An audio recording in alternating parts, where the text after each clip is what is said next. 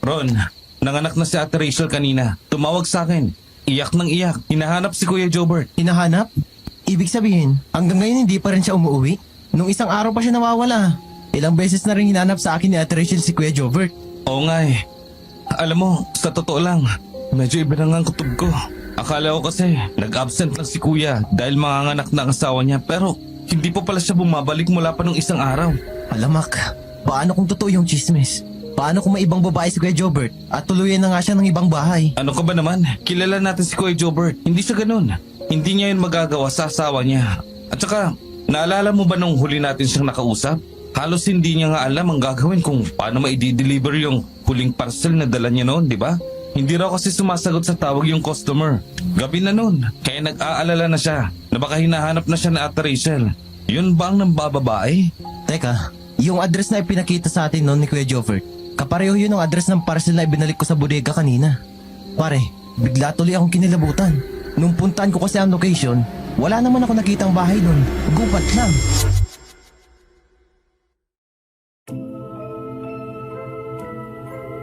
Alam kong karamihan sa atin ay pamilyar sa mga aswang. Maaring hindi pa sila nakikita ng ilan, ngunit laganap sila sa mga kwentong panakot na minana natin mula sa ating mga lolo at lola.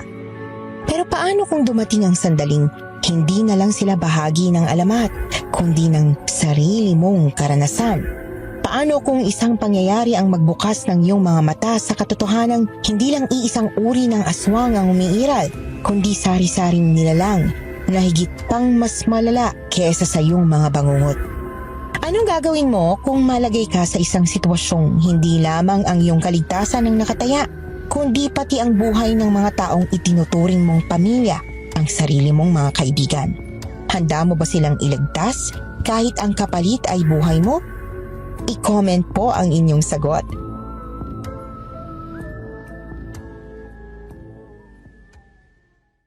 Magandang araw po, Miss Anne. Ako nga po pala si Mac. Isa po kong electrician. 30 taong gulang na po ako ngayon at bagong kasal lamang.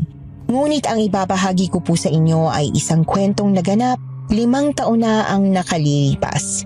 Isang karanasang hanggang ngayon ay bumabagabag pa rin sa aking isipan.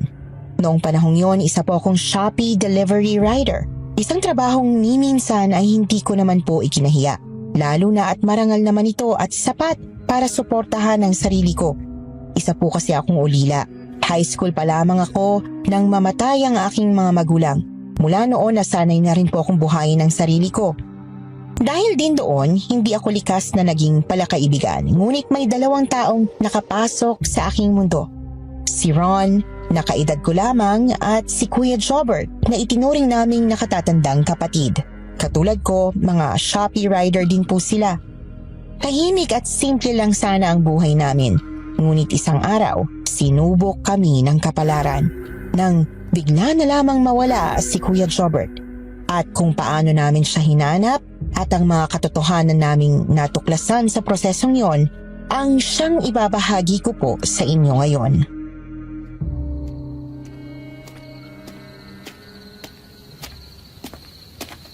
Mac! Oh, bakit? Magre-remit ka na ba? Oo, maaga akong natapos ngayon. Ikaw, Hindi pa nga eh. bakit naman? Mukhang wala ka ng dala. Ay, may isa pa. Yung maliit na parcel na to. Pangatlong attempt ko na to eh. Pero hindi ko pa rin alam kung saan ko i-deliver. Hayaan mo na lang. Ibalik mo sa seller. Oo nga eh. Kahapon may mga hindi rin ako na-deliver. Mga scammer yata ang umorder eh. Sakto pang sabay-sabay. Mapapagalitan naman ako nito. Sandali, yan ba yung parcel na may address na katulad nung kay Kuya Jobert? Oo, Patingin nga. Subukan kong hanapin sa ibang application. nasubukan ko na yan, Mac. Lahat na yata ng apps, ginamit ko na para hanapin yung address na yan. Pero lagi akong dinadala sa gubatan. Sigurado ka bang walang bahay dun?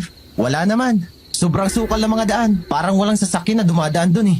Halika na, samahan na lang kitang ibalik yan sa loob. Wala na tayong magagawa. Ay nako, bad trip talaga. Hoy, kayong dalawa! Ron! Mac! Aling Vina, ano ang ginagawa niyo rito?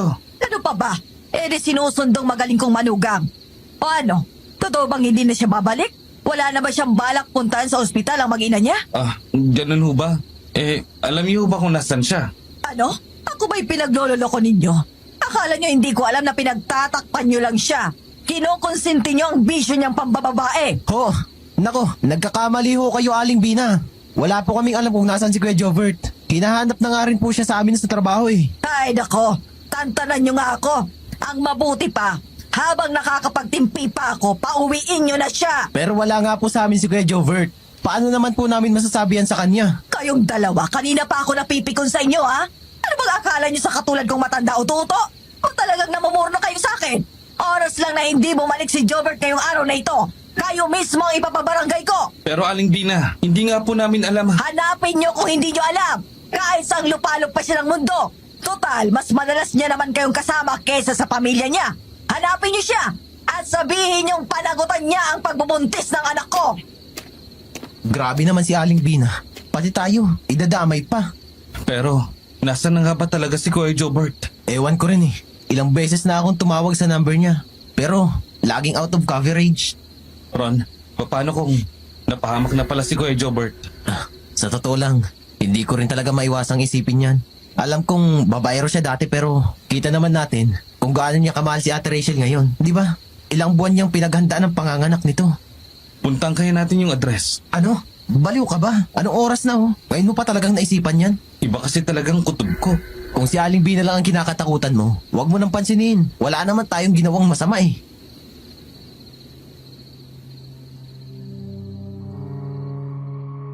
Isang buntong hininga na lamang po ang nagawa ko noon, Miss Anne. Hindi ko rin malaman kung ano ba talaga ang dapat kong isipin. Kung may tunay ba akong dapat ipangamba o kung pinalalaki ko lang ang mga senyales na paulit-ulit na umiikot sa utak ko. Ngunit sa tuwing napapadako ang paningin ko sa parcel na hawak ni Ron, may kung anong kilabot na unti-unting gumagapang mula sa aking batok. Parang malamig na daliring ayaw akong pakawalan at nagsasabing may problema talaga. Hindi nagtagal, napailing na lamang si Ron bago pumasok sa loob ng courier. Abala siya sa pag-aasikaso ng mga kailangang tapusin. Susunod na sana ako sa kanya ngunit bago pa man ako makalakad, biglang umalingaw-ngaw ang tunog ng aking cellphone. Agad ko yung hinugot mula sa aking bulsa at doon napako ang aking paningin sa screen. Parang huminto ang paghinga ko sandali sa tuwa nang mabasa ko ang pangalan ni Kuya Jobert na siyang nakalagay doon. Sa gitna ng ingay ng mga nagre-remit na rider at ng walang humpay na galaw ng paligid, bigla kong hinila palabas si Ron, palayo sa mga tao. Hindi ko na hinayaang lumipas pa ang kahit ilang segundo. Agad kong sinagot yung tawag.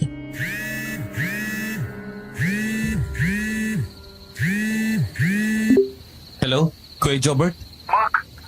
Tulungan niyo ako. Ano? Hindi ka namin maintindihan kuya. Nasaan ka ba ngayon? Hinahanap ka ni Ate Rachel. Nanganganak na siya. Ano raw? Tulong. Parang humihingi siya ng tulong. Ha? Teka, ako muna ang kakausap sa kanya. Oh, eto. Kuya Jobert, nasaan ka? Kailangan mo ba ng tulong? Tulungan niyo ako. Papahamutan na ako. Pinawat mo ako. Kuya? Kuya Jobert, hello? Kuya! Oh, ano nangyari? Shit, sinasabi ko na nga ba? Tama talagang kutob ko. Nasa panganib si Kuya Jobert. Halika na, bilisan mo. Sandali, saan tayo pupunta? Sa police station.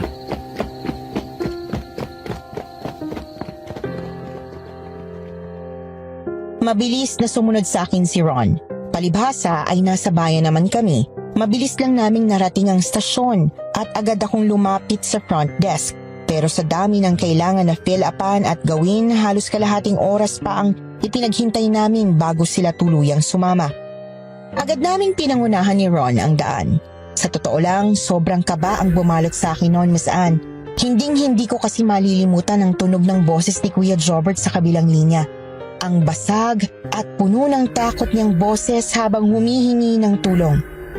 Nang makarating kami sa address, nagsimula ang paghahanap namin ngunit lumipas ang ilang oras hanggang sa inabot na kami ng umaga ay wala pa rin kaming nakita ni katiting na bakas ni Kuya Jobert sa kagubatang yon. Dahil doon, minabuti ng mga pulis na tingnan ng iba pang anggulo ng pagkawala ni Kuya Jobert na baka nga raw umalis lang ito at sumama sa iba. Ilang beses pa kaming nakipagtalo noon ni Ron, Miss Anne, pero wala pa rin kaming nagawa ng umalis ang mga ito.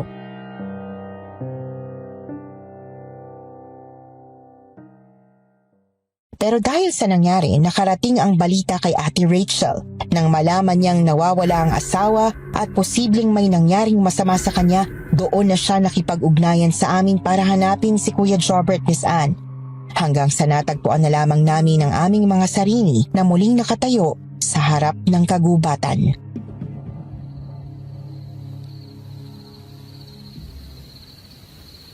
Diyos ko, kinakabahan talaga ako sa ginagawa natin, Mac. Halika na. Sobrang dilim. Sigurado ka ba talaga dito? Huwag ka ng maraming tanong. Buhayin mo na lang yung flashlight mo. Oo na, ito na. Nagdala ka naman ng sandata mo, di ba? Oo naman. Ito, inaasa ko pa ng mabuti ang balisong na to. Balisong? Oh, bakit? May mas maganda ka pa bang iniisip na dalhin dito? Tignan mo nga, hindi natin alam kung ano ang haharapin natin sa gubat na to. Mamaya may adik na nagdala dito kay Kuya Jobert. O kaya naman, mga rebelde ang gumawa sa kanya. O baka may mamamatay tao na naninirahan dito. Diyos ko, iniisip ko pa lang, parang gusto ko nang bumalik. Ano bang sinasabi mo dyan? Kailangan nating mahanap si Kuya Jobert. Kahit ano pa man ang nasa kagubatang to. Pero, paano kung wala pala siya dito? Baka tayo lang ang mapahamak. Saan pa ba posibleng pumunta si Kuya Jobert? Bahay at trabaho lang naman ang inaatupag nun, di ba? Saka, malino na yung address na to. Ito lang yung sinabi niya sa atin na pupunta niya bago siya nawala. Malay ba natin kung hindi pala siya tumuloy nun? Paano mo ipapaliwanag yung paghingi niya ng tulong sa atin sa tawag? Dinig mo naman, di ba? Paano kung nasa tunay na panganib ang buhay ni Kuya Jobert? Wala naman tayong nakita dito kagabi. Anong kasiguraduhan mo na may makikita nga tayo dito? Sa totoo lang, hindi ko rin alam. Pero kilala natin si Kuya Jobert. Nagbago na siya. Hindi niya iiwan basta-basta si Ate Rachel. Hindi rin siya tatawag sa atin para lang lokohin tayo. At saka, malaki ang utang na loob ko sa kanya. Kung hindi dahil sa kanya, baka matagal na akong wala sa mundong to. Kaya kahit kailangan kong suyurin ang buong kagubatan na to, gabi-gabi, hindi ako susuko hanggat hindi ko siya nakikita. Pero, At ikaw, kung hindi ka handa, pwede ka naman ang umuwi. Hindi naman kita pinilit na sumama dito. eto naman. Alam mo naman kung nasaan kayo na kay Jobert, nandun din ako eh. Magkakaibigan tayo. At alam mo rin, na kahit matatakotin ako, hindi kita hayaang sunguin ang kagubatan na to na mag-isa.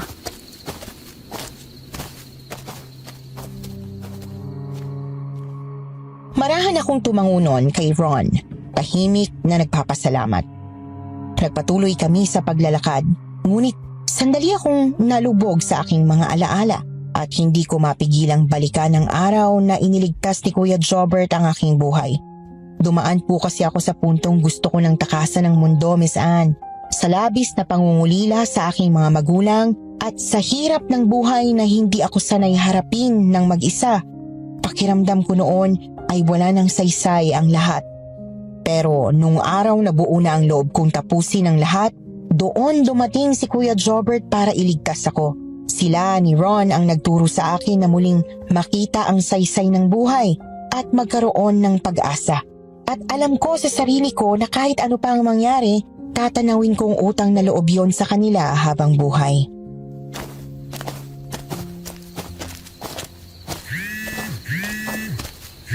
Ano yun? Shh! Huwag ka maingay. Dito sa may likod ng puno ko naririnig ang ingay, Mac. Diyan ka lang. Ako nang lalapit. Ano? Mamaya kung ano na yan. Sasamahan na kita. Tsaka, may sandata ako. Huwag mo sabihin, tatalunan mo kung sino man ang nasa likod ng puno na yan. Teka, ano yan? Bakit may dala kang 45? Shh! Huwag kang maingay. Proteksyon lang natin to para sigurado. At saka, huwag kang mag-alala. Lisensyado yan. Gulat na gulat ka sa dala kong balisong, tapos may dala ka palang baril? Anong magagawa ng balisong mo kung mamamatay tao ang makakaharap natin dito? Ay, ano pa bang dala mo? Baka mamaya may hindi ka pa sinasabi sa akin eh. Wala na. Manahimik ka na dyan. Ako nang lalapit sa puno. Anak ng takti naman talaga, Mac. O siya, ako na ang lookout mo. Shit! Cellphone to ni Kuya Jobert Di ba? Oo. Bakit nandito yan? Hindi ko alam. Pero mukhang nandito nga siya. At dito rin niya nagawang makatawag sa atin. Sandali, may tumatawag. Si Ate Rachel, sagutin mo. Hello, Ate Rachel? Ate, tulungan mo kami. Tumawag ka ng mga pulis. Alam na namin kung nasaan si Kuya Jobert, Ate Rachel. Ron, naririnig mo bang naririnig ko? Nalintik ka na, Mac. Mukhang hindi lang mamamatay tao ang naandito. Patay mo na yung cellphone mo. Huwag ka maingay. Anong gagawin mo? Hindi ko alam. Basta maging alerto ka. Baka may ligaw na hayop sa paligid. Mahigpit na hinawakan ni Ron ang kahoy na dala niya. Ako naman ay nakatitig lang sa dilim. Pilit sinusundan ng aking mga mata ang pinagmumula ng kakaibang ingay habang hawak ang aking baril. Ilang segundo ang lumipas bago biglang lumakas ang mga alulong. Mga alulong na hindi ko maipaliwanag. Hindi yun tunog ng kahit anong hayop na alam ko. Para itong tahol ng aso, ngunit may halong ungol na parang baboy. Hindi pa kami nakakakilos nang ang mga huning yon ay masabayan ng mabilis at mabibigat na yabag. Inihanda ko ang aking baril. Handa akong paputokin yon oras na lumabas ang hayop. Pero mula sa kumikibong damo, biglang lumabas to ng isang halimaw. Malaki ito, Miss Anne. Mas malaki kesa sa amin. Malaki ang katawan. At ang mas nakakatakot ay ang itsura nitong parang baboy ngunit nakatayong parang tao. Mapupula ang mga mata nito, matatalas ang mga ngipin, at nang binuka nito ang bibig, naglabas ito ng nakakakilabot na alulong. Ah! Shit! Hindi tinablan na bala! Tara na! Tumakbo na lang tayo, bilis! Dito tayo sa kaliwa! Anak ng tokwa talaga! Anong nilalang yun? Ay, Diyos ko! Shh! Huwag ka maingay! Umakyat ka na sa puno, bilis! Agad kaming umakyat sa puno noon. Umaasa na doon ay hindi kami mapapansin ng halimaw. Nang nasa taas na kami, pigil ang aming hininga at kitang-kita namin sa baba ang halimaw. Naglalakad at patuloy kaming hinahanap. Ngunit tang saktong mapatapat ito sa amin, muli kong kinasa ang baril at inasinta ang ulo ng halimaw. Bago ko pa man mapisil yung gatilyo, biglang nabali yung sanga na siyang kinatatayuan namin ni Ron. Wala na kaming malay at bumagsak kami pareho sa lupa sa mismong harapan ng halimaw. Bago pa ako makabangon, bigla kaming hinila nito ni Ron sa paa. Naaalala ko, sa ginawang yon ng halimaw, hindi ko na nakuha ang nabitiwan kong baril at unti-unti nang nanlabo ang aking paningin hanggang sa mawalan ako ng malay.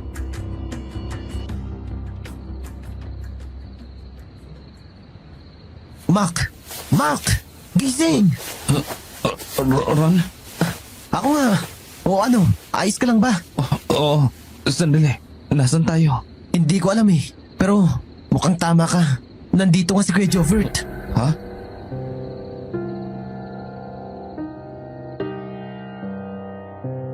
Matapos sabihin yon ni Ron, umisog siya palayo sa tabi ko.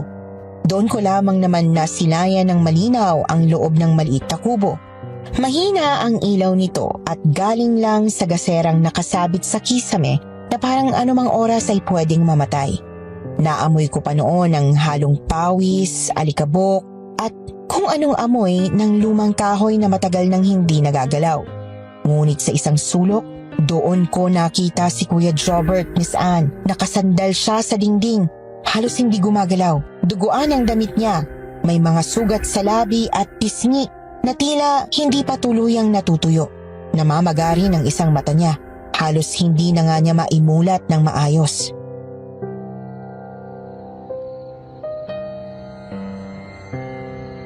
Kuya Jobert, nandito ka nga.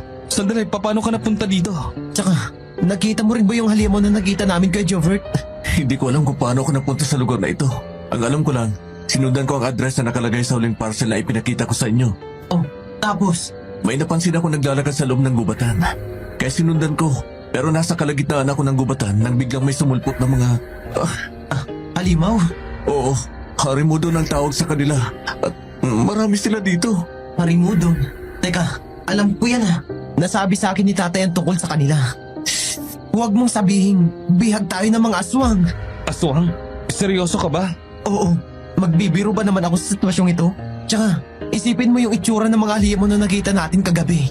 Palagay mo ba, normal na hayop lang yun? Shit, nabitawan ko pa naman ang baril ko. May baril ka? Oo kuya, pero nabitawan ko sa gubatan. Anong magagawa ng baril mo? Eh hindi naman sila tinatalaban, di ba? Hindi. May nakausap ko dito kahapon. Isang matandang lalaki, si Tatay Jose. Sabi niya, mapapatay ang harimudon basta patamaan ito sa ulo. At sino naman si Tatay Jose? Isa siyang bihag dito, pero matagal na siya dito. Siya din ang dahilan kung bakit sinubukan kong tumakas kagabi. Kaya rin natawagan mo kami? Oo, pero naabutan nila ako. Kaya ka ba nakagapos? Ganun na nga eh. Ano yun?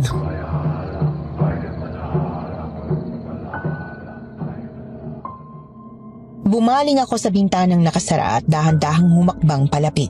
Nang makita ko ang maliit na siwang, agad akong sumilip doon para makita kung anong meron sa labas at kung saan galing yung ingay na naririnig namin. Mariin akong napalunok. Nang makita ko hindi kalayuan sa kubo, ay may kasiyahang nagaganap. Ngunit hindi ito pangkaraniwan, Miss Anne. May maliit na entablado at sa paligid nito, nakapalibot ang mga nilalang na mukhang baboy o tawagin na nating harimuton.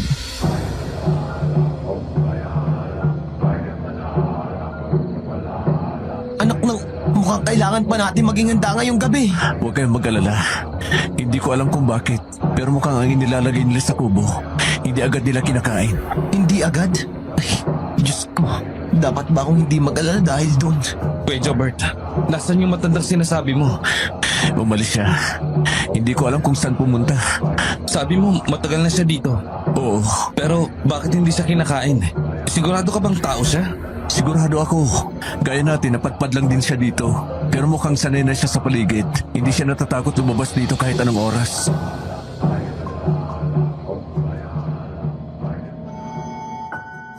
Ibinalik ko ang tingin ko sa siwang ng bintana at doon ko nakita ang isang matangkad na lalaki na umakyat sa maliit na entablado. Nakasuot siya ng itim na damit at may itim na balabal sa balikat na parabang isa siyang hari ng mga harimudon. Mahaba ang buhok niya, itim at lampas balikat at kitang-kita ko rin ang maiitim na ugat na tila gumagapang sa balat niya, paikot-ikot sa braso, leeg at mukha. Kung ikukumpara sa mga harimudon, mas tao ang itsura niya. Halos normal ang mukha niya, maliban sa mga ugat na sumisilip sa balat at sa mga matutulis na tainga. Meron din siyang kakaibang aura na dala, nakakakilabot. Para bang dala niya mismo ang malamig na hangin at mararamdaman mo yon kahit gaano ka pa kalayo. Kaya naman, nang bigla siyang lumingon sa kubo kung nasaan kami noon, saglit akong napaurong at ang mga kamay ko ay bahagyang nanginginig sa kilabot na dala ng mga mata niya na para bang alam niyang naroroon ako at nakasinip ni Saan kahit na hindi niya ako direktang nakikita.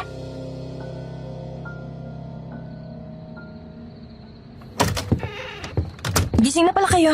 Oh, sino ka? Lisa ang pangalan ko. Anong ginagawa mo dito? Nandito ka ba para kainin kami? Hindi. Nandito ako para ibigay sa inyo mga prutas na ito.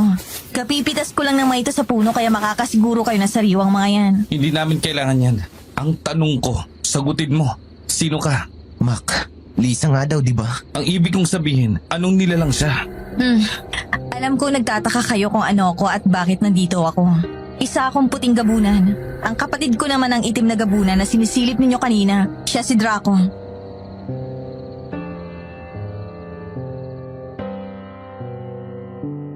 Kunot ang noo kong tumitig kay Lisa noon, Miss Anne.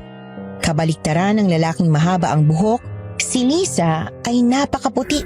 Sobrang puti na halos sumasabay sa kulay ng bestida at balabal na suot niya. Mahaba rin ang buhok niya at maging ang pilik mata niya ay mapuputi. Kung titingnan mo, hindi talaga siya akma sa lugar na yon. Para siyang anghel o di kaya'y diwata na napadpad sa gitna ng madilim at mabangis na gubat. Ang aura niya ay naiiba, malambot, tahimik at parang may sariling liwanag na hindi mo kayang pigilan. Ngunit hindi ko pinanatili ang tingin ko sa kanya. Ibinaling ko agad ang ulo ko sa ibang direksyon. Ayokong magtiwala sa isang nilalang base lang sa itsura, gaano man siya kakaiba.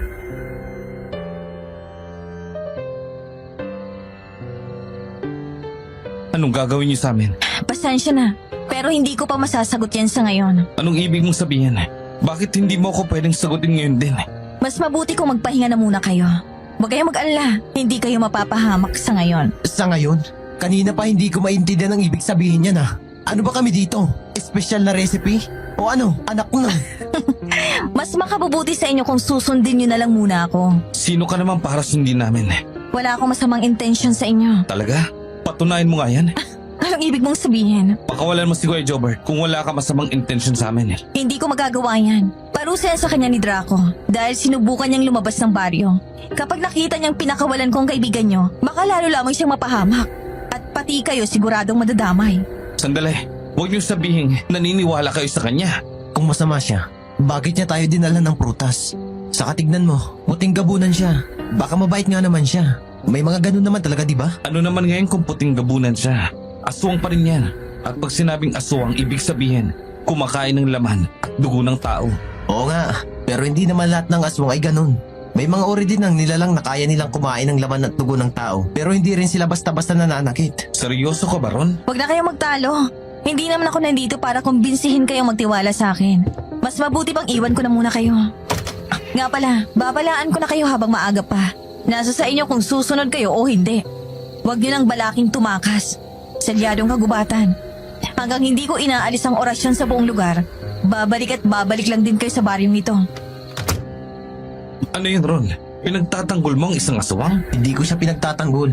Nagkataon lang na may alam ako tungkol sa mga uri ng aswang. Dahil maraming alam sa ganyan ng tatay ko. Sinabi ko lang naman ang alam ko. Kahit na, mabuti man siya o hindi, ang aswang ay aswang. Hindi sila dapat pinagkakatiwalaan. Pero sa sitwasyon natin ngayon, Mac, wala tayong pagpipilian kundi subukan ang lahat ng posibleng makakatulong sa atin. Pati ba naman ikaw, kuya?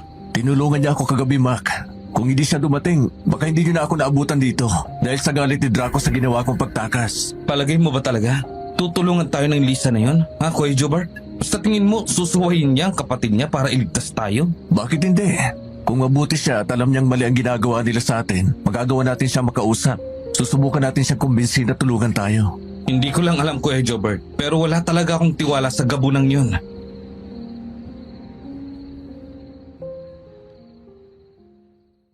Lumipas ang oras at mas lalo pang lumalakas ang kasiyahan sa labas, Miss Anne. Si Ron noon ay nakasilip sa bintana. Si Kuya Jobert naman ay sinusubukang matulog sa kanyang pwesto, habang ako ay malalim ang iniisip, nakasandal sa dingding at tahimik na itinatago ang kaba sa aking dibdib.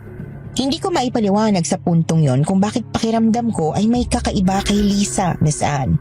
Hindi ko mapigilan ang pakiramdam na parang may gusto siyang iparating sa mga ginawa niyang paglapit sa amin, maging ang pagtulong niya noon kay Kuya Jobert. Sa lalim ng pag-iisip ko, hindi ko na malayan na inabot na pala ako ng liwanag.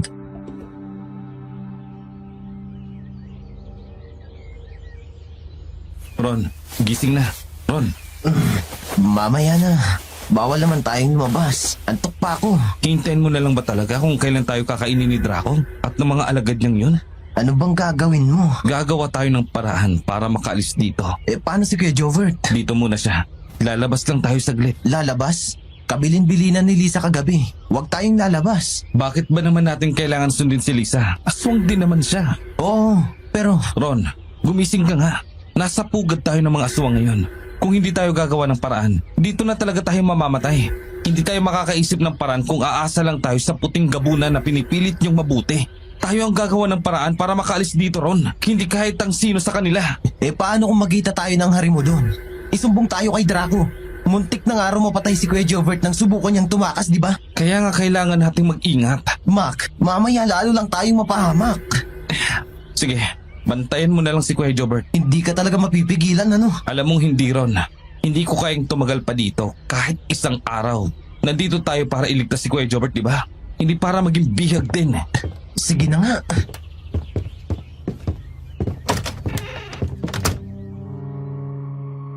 Dahan-dahan kaming lumabas sa kubo noon, Miss Anne. Paglabas namin, walang harimo doon na gumagala sa paligid. Sa halip, may mga taong naglalakad papunta sa malaking kubo na hindi kalayuan sa aming pwesto noon. Para bang may kung anong pinapanood ang mga ito sa loob. Takang-taka ako dahil ang pagkakatanda ko, noong gabi ay wala namang tao sa baryo maliban sa aming tatlo. Hindi lamang yon, dahil nang mapalingon sa amin ang isa sa kanila, imbis na maalerto, ay pinabayaan lamang kami at nagpatuloy ang paglalakad nila papunta sa malaking kubo.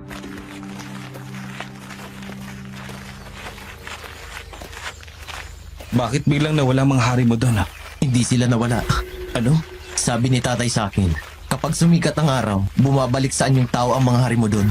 Nagiging halimaw lang ulit sila. kapag dumilim na ang langit at lumubog na ang araw.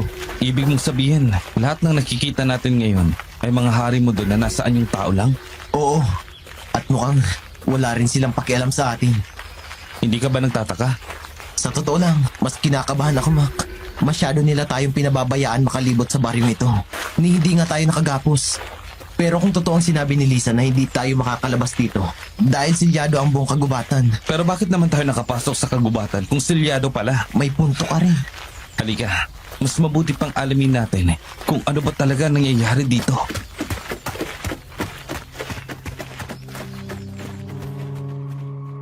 Sinamantala namin ang pagkakataong yon para makatakbo sa likuran ng iba pang mga kubo hanggang sa marating namin yung dulo ng baryo kung saan naroon yung kagubatan. Kapapasok pa lamang namin doon nang makaramdam na ako na may sumusunod sa amin. Hindi ko agad inalarma si Ron, Miss Anne. Binilisan ko na lang ang lakad ko at agad naman niya yung sinabayan. Pero kahit anong gawin namin, ramdam ko pa rin na may sumusunod sa amin, Miss Anne. Hanggang sa tuluyan ng mapansin ni Ron ang pagkabalisa ko.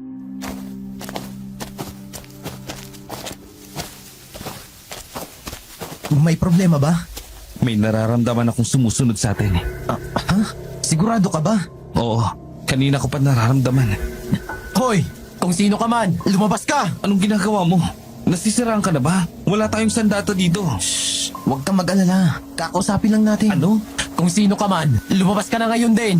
Wala kaming gagawing masama sa kagubatang ito. Maghahanap lang kami ng makakain. Kung isa ka mang hari mo doon at utos ito ni Draco. Palagay niyo ba ay may pakialam ang mga hari mo doon sa inyo? Sino ka? Jose, Tatay Jose na lang ang itawag niyo sa akin. Tatay Jose? Teka, siya yung sinasabi ni Kuya Jobert ah. Mukha nga. Huwag kayong mag-alala. Hindi ako aswang. Kagaya niyo rin akong isang bihag. Bihag? Oo. Bakit? Hindi ka ba naniniwala, iho? Hindi naman ho sa ganun pero para kasi kayong hindi bihag. Mukhang nag-i-enjoy pa nga ako kayo rito eh. Hindi ako masaya rito, iho. Sinanay ko lang ang sarili kong maging kalmado. Eh, paano niyo po nagagawa yun? Lahat ng naandito ay aswang. Kung 5 taong ka nang nakakulong dito, maniwala ka sa akin, iho. Gagawin mo ang lahat para turuan ang sarili mong maging kalmado. Dahil kung hindi, baka ikaw na mismo ang tumapos sa sarili mong buhay. Sandali ho, 5 taon na ho kayong nandito? Ganun na nga. Kaya pala naisipan ni Kuya Jobert na tumakas pagkatapos niya kayong makausap. Paano nyo natiis? Paano buhay pa rin kayo hanggang ngayon? Paano ko natiis? Simple lang. Tinanggap ko ang katotohanang nakakulong na ako sa baryong ito habang buhay. At kung bakit buhay pa ako? Dahil gaya nyo, nakalaan ako sa ibang bagay. Hindi para maging hapunan lang ng mga aswang. Hihintayin nyo lang ho ba kung kailan nila tatapusin ang buhay nyo? Bakit, iho? Nakaisip ka ba ng paraan para makalabas dito? Wala pa. Pero alam kong hindi ako titigil hanggat... Ganyan din. Ganyan din ako noon. Determinado at walang balak sumuko. Pero habang nasasaksihan ko kung paano dumaan ang mga araw at gabi sa harap ng aking mga mata at nananatili pa rin ako sa baryong ito, unti-unting nawala ang pag-asa ko. Malamang ganun din ang mangyayari sa inyo. Hindi ho mangyayari yan. Kahit ano pa mangyari, hindi ako mapapagod mag-isip ng paraan makalis lang dito. Pero walang daan palabas ng baryong ito. Dahil ho ba sa silyadong inilagay ng puting gabunan na yon? Kilala niyo pala si Lisa? Opo, at wala ho kaming tiwala sa kanya. Tatay, mawalang galang na ho. Pero paanong silyado ang kagubatan? Eh, nakapasok nga ho kami rito. Kontrolado ni Lisa ang kagubatan. Alam niya kung sino ang papapasukin at kung sino ang hindi. Sinasabi niyo ho ba na sinadya niyang papasukin kami? May paliwanag ako para dyan. Pero kung gusto niyong malaman, sumunod kayo sa akin. Mukhang marami pa kayong hindi naiintindihan sa kalagayan ninyo ngayon. Pasensya na ho, pero mas gusto po namin hindi basta-basta magtiwala. Alam mo bang iniisip ninyo, Iko? Dahil ba matagal na akong nandito, iniisip nyo na isa na rin akong aswang. Posible naman ho yun, hindi ba? Kung isa akong hari mo doon, hindi ako mangangas na pakialaman kayo. Lahat ng aswang dito ay takot kay Draco. Hanggat walang utos niya, walang kikilos. Mga alipin sila ng itim na gabonang yon. Hindi pa rin ho kami kumbinsido na mabuti ang pakay niyo sa amin. Paano kung sinasabi nyo lang yan? Para dalhin kami sa tagong lugar at doon nyo kami kainin. Ha? Mas delikado ang kagubatan kumpara sa baryong ito, iho. Ang mga hari mo doon, halimaw man ang itsura. Wala naman sariling isip ang mga yon. Hindi sila kikilos ng walang utos ni Draco. Hindi nila kayo sasaktan kung hindi pinahihintulutan ng pinuno nila. Pero ang kagubatang ito, pagmamayari ni Lisa, ang puting gabunan, ikagagalit niya oras na dumanak ang dugo sa lupain ito. At kahit sinong hari mo doon ay matatakot na suwayin siya dahil iba siya kung magalit. Ngayon, kung gusto niyong malaman ang tunay na rason kung bakit kayo naririto, sumunod kayo sa akin.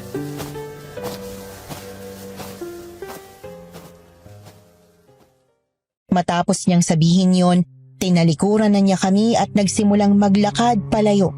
Sandali naman kaming nagkatinginan ni Ron noon, Miss Anne. Sandaling nag-alangan. Pero sa huli ay sumunod na rin kami kay Tatay Jose. Habang naglalakad kami, hindi ko mapigilang magmasid sa paligid. Oo, halos magkakamukha ang mga puno. Pero may mga maliliit na palatandaang unti-unting pumukaw sa alaala ko. Gaya na lang ng mga marka sa lupa, maging ang direksyon ng daan na sobrang pamilyar sa akin, hanggang sa may mapansin akong bahagyang kumikinang sa ilalim ng mga damo sa di kalayuan. Huminto ako sandali at doon ko yun tinutukan ng tingin. Nang makutuban ko kung ano yon, hindi na ako nag-atubili. Dali-dali akong tumakbo papunta doon. Agad kong hinawi ang mga tuyong dahon na siyang tumatabon sa kulay silver na flashlight.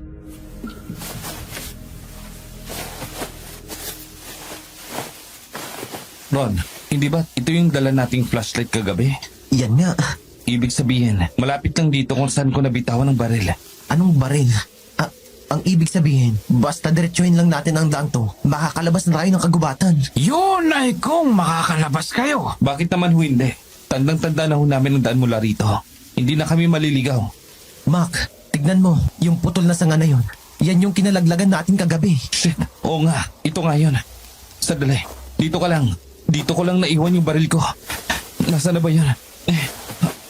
Eto, nakita ko na. Balikan natin si Kuya Jobert. Maalis mo ang kadena niya gamit yan. Sakto, umaga ngayon at wala pang hari mo doon. Kaya makakatakas tayo ng mas mabilis. Sandali lamang. Hindi ko gustong sirain ang pagkasabik ninyong Makawe. Pero palagay niyo ba tatagal kayo sa baryong ito? Kung pwede naman akong lumabas. Ho, akala ko ba sumuko na kayo kaya hindi na kayo nakakalabas? Ay, makinig kayo sa akin. Nandito tayo ngayon at nananatiling buhay dahil may kailangan sila sa atin. Kung gutom lang ang iniisip nila, hindi tayo tatagal ng kahit isang segundo dito.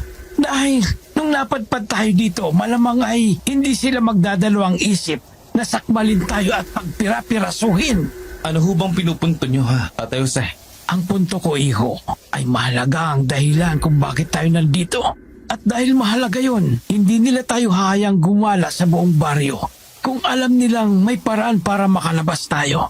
So, wala na ho tayong magagawa? Hintayin na lang ba talaga natin kung kailan tayo mamamatay? Hindi, iho. May pwede tayong gawin. Ano naman ho yun? Hintayin ang araw na. Mac, Ano? may paparating. Oh, nasaan? Sandali. Si Ate Rachel ba yan? Oo, Mac. Si Ate Rachel nga. Diyos ko, salamat sa Diyos. Sigurado ako may mga kasama siyang pulis. Ate Rachel!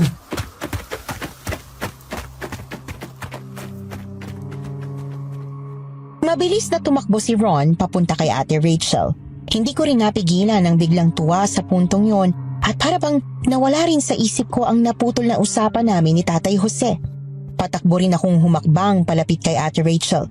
Ngunit bigla na lamang akong napatigil nang sumalpok si Ron sa kung anong hindi namin nakikita. Para bang may nakaharang sa hangin, Miss Anne. At siyang dahilan kung bakit kahit nasa harapan na namin si Ate Rachel noon ay hindi niya kami napapansin. Napahinto ako sa pagtakbo at kunot noong napalingon kay Tatay Jose. na tila hindi man lang nagulat sa nakita. Nang ibalik ko ang paningin ko kay Ate Rachel, doon ko lang din napagtanto na hindi rin namin sila marinig. Talagang silyado ang kinaroroonan namin noon, Miss Anne. Kahit anong hampas ni Ron, itinutulak lamang siya nito palayo. Wala kaming nagawa kundi pagmasdan si Ate Rachel. Hindi nagtagal, lumabas din ang mga pulis.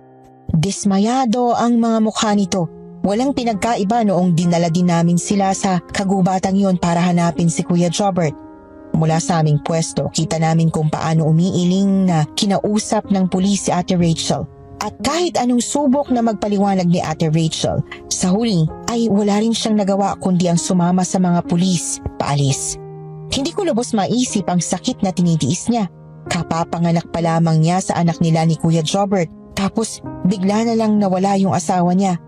Malamang ay hindi siya pinatutulog ng pag-aalala. Lalo na sa puntong yon na kaming dalawa ni Ron ay nawala na rin tulad ng nangyari sa kanyang asawa.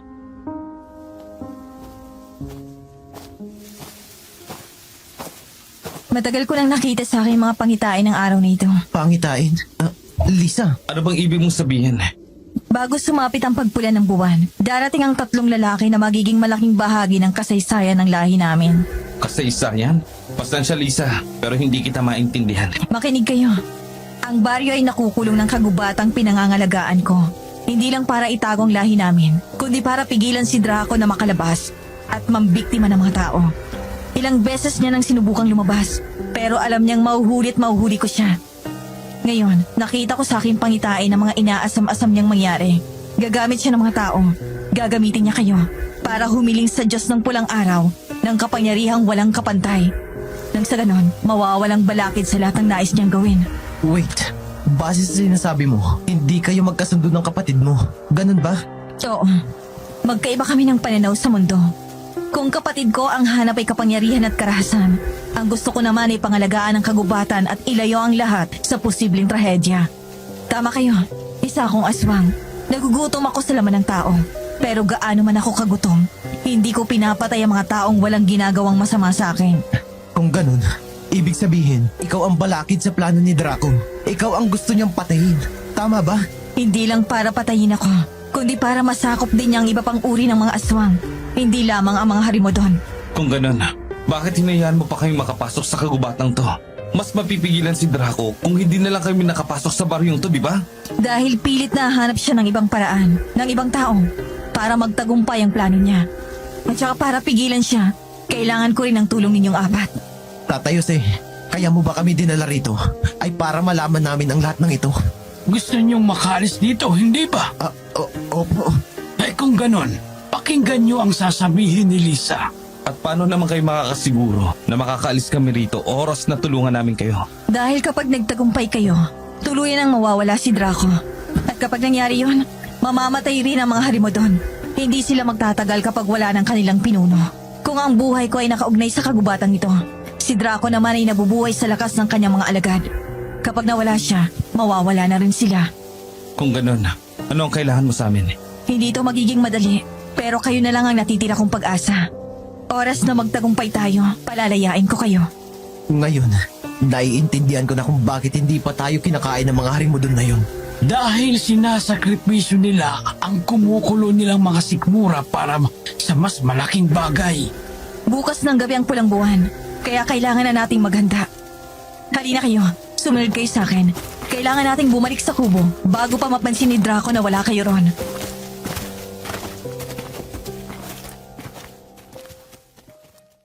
Gaya ng sinabi niya, dahan-dahan kaming naglakad pabalik sa baryo. Pagpasok namin sa kubo, napansin ko si Kuya Jobert na nakatingin sa amin. Kahit papaano bahagyang nabawasan na ang pamamaga ng mga pasa sa kanyang mukha. Tahimik lamang siyang nakaupo nun, nakasandal sa dingding at ang bawat paghinga niya ay mabagal. Agad namang sinarado ni Tatay Jose ang pinto ng kubo. Sumilip pa siya sa maliit na siwang bago tuluyang sinara yon. Tila tinitiyak na walang nakapansin o nakasunod sa amin mula sa labas. Nang makumpirma niyang maayos na ang lahat, nagsimula nang magsalita si Lisa. Kahit tahimik lamang si Kuya Jobert sa kabilang sulok, ramdam ko noon na unti-unti niyang nauunawaan ang sinasabi nito. Kita ko sa kanyang mga mata ang mahinang pagsang-ayon. parang tahimik na pag-aproba sa planong inilalatag ni Lisa. Sa mga sandaling yon, Miss Anne, ramdam ko na bitbit ni Lisa ang lahat ng aming pag-asa.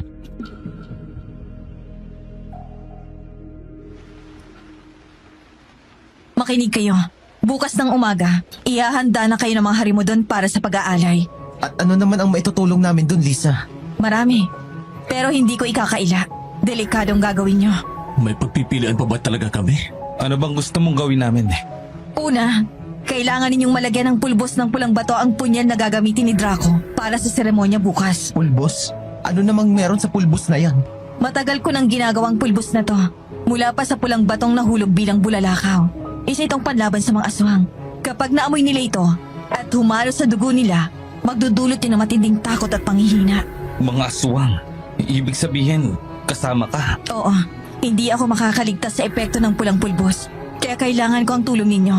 Kapag nagsimula ng pag-aalay, wala na akong magagawa para tulungan kayo. Kaya na namin din ang paglalagay ng pulbos sa punyal. Kuya, delikado yan. Baka may mangyari pa sa inyo. Hayaan yung ako na lang. Maayos na ako, Mark. Kaya ko na to. At hindi rin naman ako mag-isa. Kasama ko si Ron. Sige. Isa pa, may gagawin ka rin, Mac. At hindi ito magiging madali. Ano ba yun? Kailangan mong inumin ito. Ano yan? Sandali, patingin nga. Teka, dugo to ah. Dugo ko. Paano? Bakit mo ipaiinom yan kay Buck? Dahil kailangan niyang maging malakas sa oras ng pulang buwan. Sandali, hindi ba delikado yan para kay Mac? Walang ibang paraan. Hindi ninyo kayang harapin si Draco kung mananatili kayong ganap na tao. Ano mangyayari sa akin oras na inumin ko to? Magiging isang puting gabunan ka, katulad ko. Ngunit dahil hindi dalisay ang lahi mo, hindi gagana sa iyong pulang pulbos. Makukuha mo ang kalahati ng lakas at kakayahan ko nang wala ka ng kailangang alalahanin. At kapag nangyari yon, ikaw lang ang magkakaroon ng kakayahang tapusin ang buhay ni Draco. Paano kung hindi na ako makabalik sa dati? Kailangan mong pigilan ang gutom at uhaw. Kapag nagawa mo yon, hindi ka magiging aswang na katulad ko. Pero, bakit si Mark? Delikado ito para sa kanya, kaya hindi ako papayag. Paano lang kung hindi siya makabalik sa dati? Lisa, ako na lang kaya ang gagawa niyan. Hindi maaari. Itinakda na si Mac ang gagawa nito. Nakita ko nito sa aking pangitain. Magtiwala kayo sa akin. Sundin niyo lang ang plano at magtatagumpay tayo. Akin na. Kaya ko to. Salamat, Mac. Kapag nagtagumpay tayo, ang kaligtasan naming lahat ay utang namin sa iyo.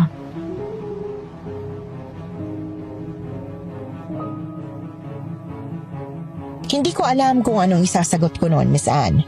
Parang may bubara sa lalamunan ko. Alam kong gagawin ko ang lahat para iligtas ang mga kaibigan ko.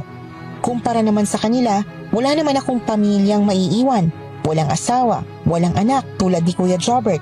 Wala rin akong magulang na umaasa sa akin gaya ni Ron. At si Tatay Jose, sapat na ang ilang taon niyang pananatili sa lugar na yon. Kaya sa halip na magsalita, ibinulsa ko na lang ang maliit na bote ng dugo, Miss Anne. Pagkatapos, ipinagpatuloy ni Lisa ang pagpapaliwanag ng plano. Karamihan ay nakasalalay sa kaalaman ni Tatay Jose bilang albularyo. Mga dasal at ritual na siya lamang ang may alam. Sa parting yon, alam kong hindi naman yun basta haka-haka lang. Kahit ako ay mas panatag dahil alam kong mas sanay siyang humarap sa mga nilalang na tulad ng mga aswang.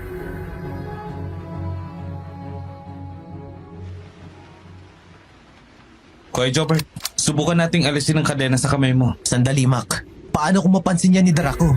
Mark, saan mo nakuha ang baril na yan? Sa gubatan, mahabang kwento. Tama si Ron. Masyadong agaw pansin yan. Ang mabuti pa, akin ang kamay mo, iho. Susubukan kong alisin ang kadena. Kaya nyo ho. Ilang beses na po namin sinubukan yan eh. Masyadong matibay po ang kadena. Subukan natin ang langis na dala ko. Langis?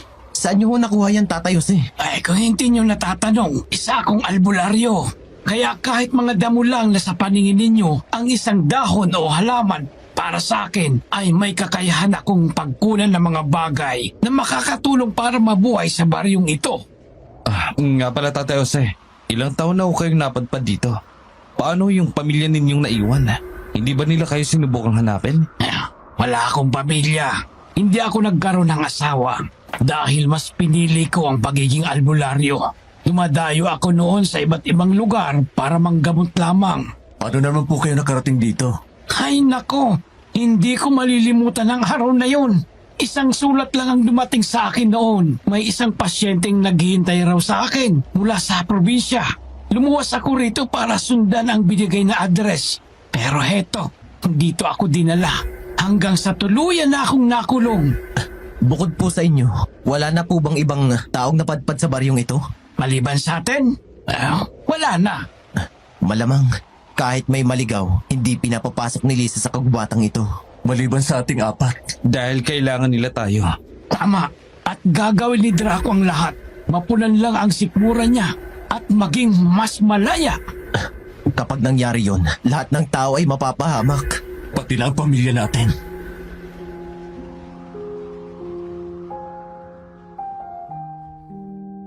Kita ko noon ang takot sa mga mata ng mga kaibigan ko, Miss Anne.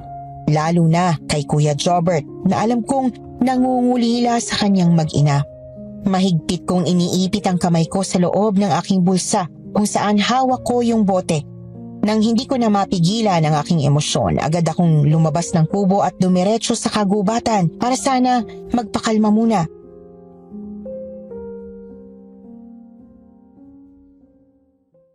Pero bigla akong napahinto nang marinig ko ang mga boses di kalayuan. Agad ko yung sinundan, Miss Anne, lalo na nang mabosesan ko si Lisa. Hindi naman ako nabigo dahil habang nakatago ako sa likod ng isang malaking puno, dinig na dinig ko ang usapan nilang dalawa.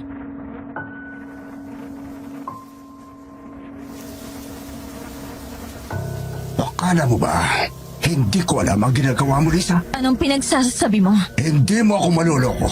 Alam kong may binabala ka. Hindi mo ako katulad, Draco. Kung ano man ang binabala ko, alam mong para sa ikabubuti ng lahat yun. Talaga bang wala ka na sa sarili mo? Kalahay kita, Lisa. Kapatid kita. At dapat isa lang ang pananaw natin sa mundo ito. Bakit ba palagi mo akong kinakalaban, ha? Dahil puro pagkamakasarili mo lang ang inuuna mo. Ang mga taong yon, Draco, lahat sila ay may buhay.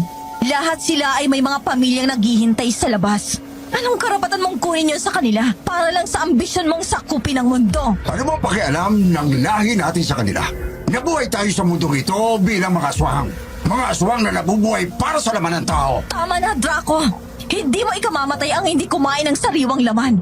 Kaya mong mabuhay sa hayop. Alam mo, hindi ako nagkukulang para ibigay yun sa'yo at sa mga alagad mo. Hindi ang mga hayop na yan ang kailangan ko. Kung ganon, gawin mo ang gusto mo. At gagawin ko ang akin. Huwag mo akong tinatakot, Lisa. Alam mo, kahit ano pa ang gawin mo, hindi ako magpapatalo sa'yo. Malakas lamang ang loob mo dahil nandito ang mga alalay mo. Pero kung wala sila, wala kang magagawa kundi tiisin ang gutom at makulong sa baryong ito.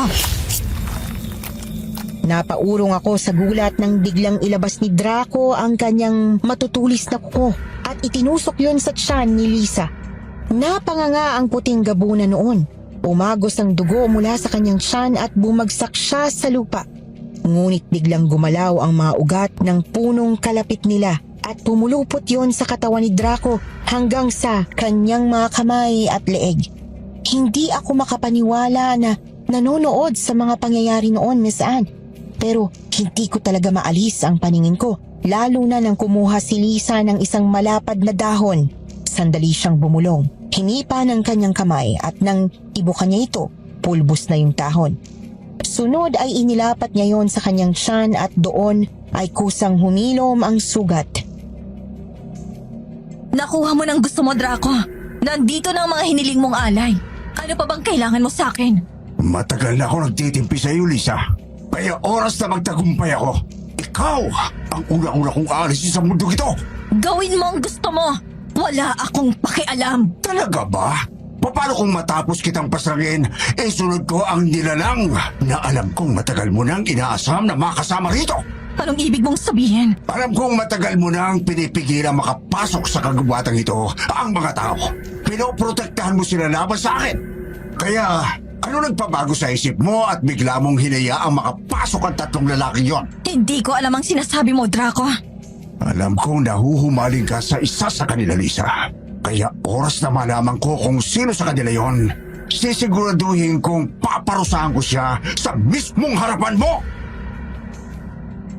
Malakas ang kabog ng dibdib ko noon, Miss Anne.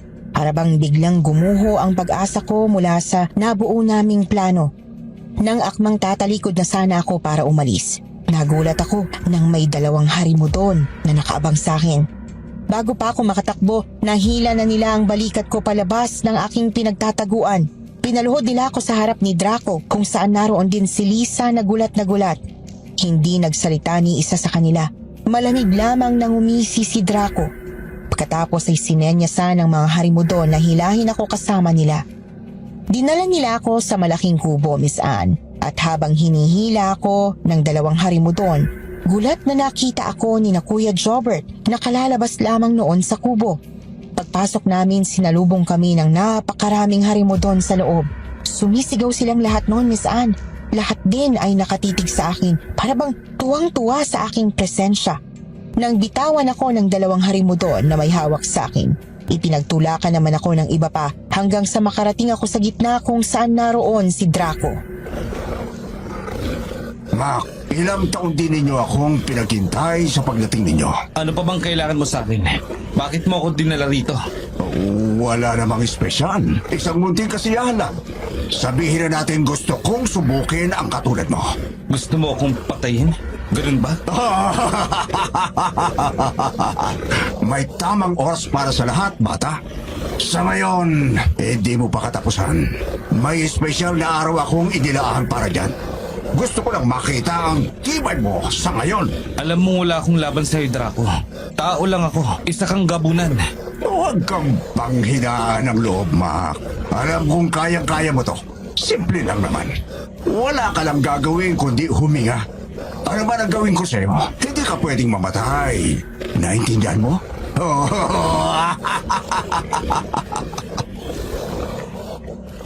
Mariin akong napalunok noon, Miss Anne. Ramdam ko ang panginginig ng bawat kalamnan ko. Pero nang pumwesto na si Draco sa gitna, inihanda ko na rin ang sarili ko. Hindi siya nag-aksaya ng oras. Sunod-sunod ang tama ng mga atake niya sa akin. Kung hindi suntok, sipa o kalmot. Sa bawat tama, para akong nauubusan ng hininga noon, Miss Anne. Ramdam kong tigas ng lupa sa tuwing bumabagsak ako. At hindi pa man ako nakakabawi, agad akong binubuhat ng mga harimo doon at ibinabalik sa gitna. Paulit-ulit yun, Miss Anne. Hanggang sa tuluyan na akong hindi makatayo mula sa pagkakasalampak ko sa lupa. Wala na akong kalakas-lakas pang bumangon noon. Ang tanging gusto ko na lang ay matapos ang lahat ng sakit sa aking katawan. Nang subukan kong idilat ang mga mata kong nanlalabo, naaninag ko si na Kuya Jobert na nakikipagsiksikan sa mga harimo doon para lapitan at tulungan ako. Ngunit mahigpit silang hinawakan at tinigilan ng mga harimo doon na makalapit sa akin. Bigla ko naalala ang bote na ibinigay ni Lisa. Nakasiksik lamang yon sa bulsa ko noong mga oras na yon. At alam kong sa isang mabilis na pagkakataon ay kaya ko yung inumin. Ngunit mapakla na lamang akong napangiti.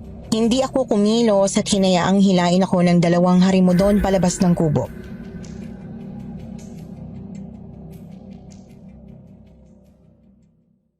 Agad namang lumapit sa akin sina Kuya Jobert at Ron. Kita ko ang pag-aalala sa mga mukha nila noon. Hinawakan nila ako sa magkabilang braso at dahan-dahan akong itinayo. Inalalayan nila ako hanggang sa makabalik kami sa tinutuluyan naming kubo. Pagpasok namin sa loob, naroon na si Lisa. Tahimik na nakatayo. Para bang matagal na siyang naghihintay doon, Miss Anne. Hindi ko mabasa ang ekspresyon ng mukha niya noon. Hindi ko maintindihan kung awa ba yon, pag-aalala, o kung ano paman. Ngunit isa lang ang sigurado ako. Marami pa siyang bagay na hindi sinasabi sa amin.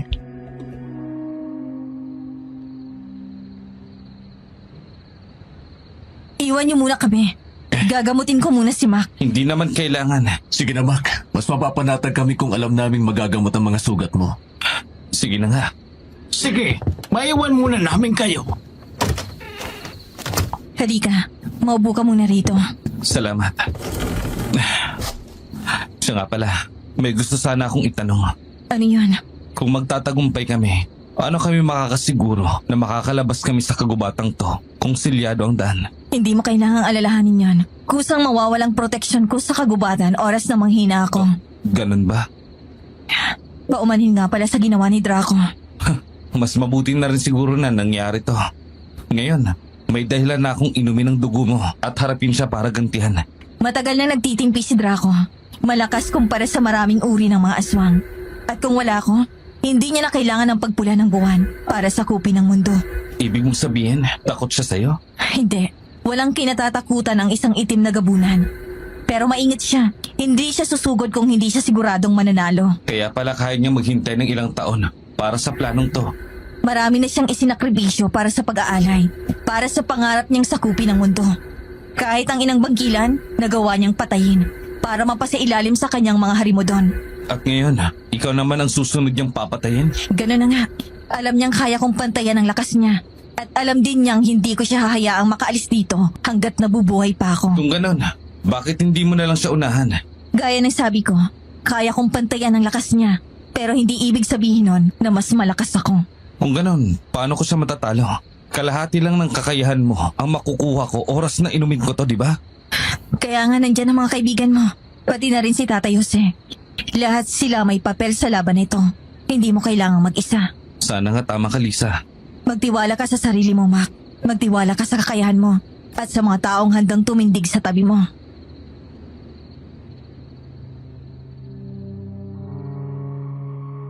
Sandaling lumingon ako sa kanya noon. Hindi ko maipaliwanag, Miss Anne, pero may kakaibang tono sa paraan ng pagsasalita niya. Malambing, mahina, pero may haplos. Para bang sinusubukan niya akong pakalmahin. Napatingin naman ako sa kamay niyang may pinulbos na dahon. Sinundan ko yon hanggang sa ilapat niya sa aking pisngi, sa braso kong may kalmot, at maging sa aking likod. Kung wala ako sa sitwasyon na yon, malamang ay namangha ako sa mabilis na paghinom ng sugat. Pero mas pinili kong ibalik ang tingin sa mga mata ni Lisa.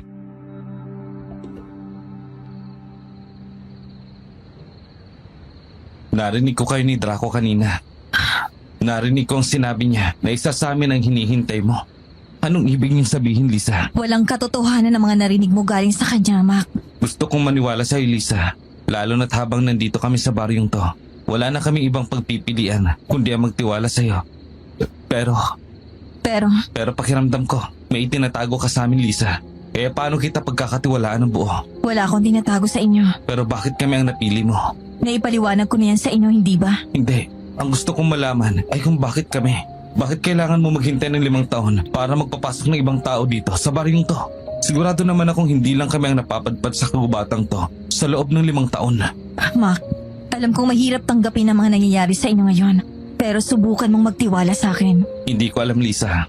Handa akong magbuwis ng buhay para sa mga kaibigan ko pero hindi ko mapigilang isipin. Pwede namang hindi kami ang napunta sa posisyong to. Naiintindihan ko kung natatakot ka. Hindi lang ako basta natatakot, Lisa.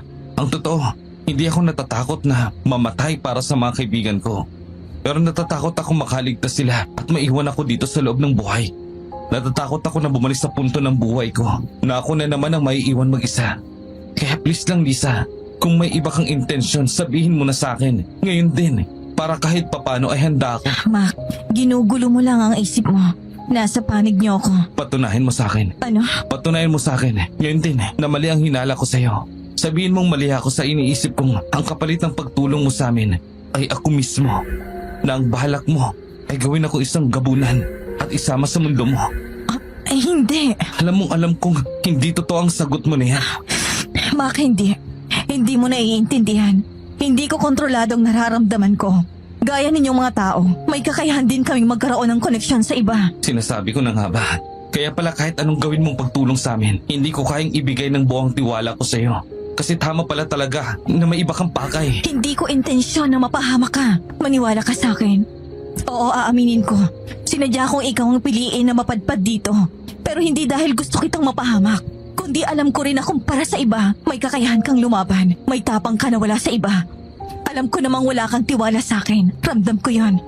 Pero pangako sa iyo, hindi ako gagawa ng bagay na ikapapahamak mo.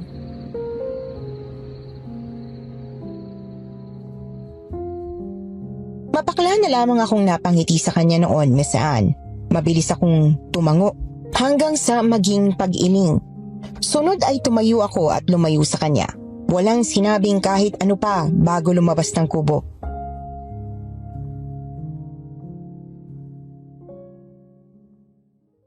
Paglabas ko, kita ko naman agad sina Kuya Jobert na may yakap-yakap na mga prutas sa kanilang mga braso.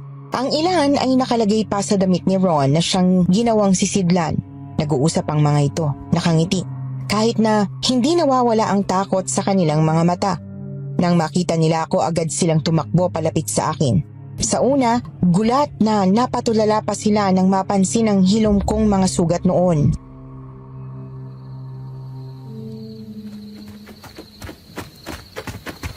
Wow, ang galing. Wala na agad ang mga sugat mo, Mac.